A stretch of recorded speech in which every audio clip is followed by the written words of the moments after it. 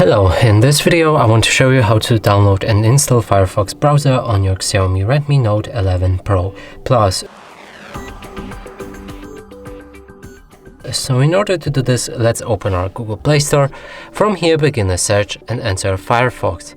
Select this app, install it. When that process is finished, we'll be able to open our app.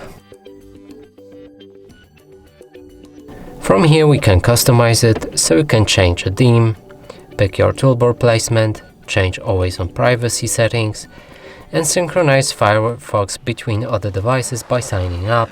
Lastly, read our privacy notice, and after that click on Start Browsing. From here select any website, and as you can see, the browser works perfectly. And that's it for this video. Hope you like it. Please consider subscribing to our channel, leave a like and a comment below.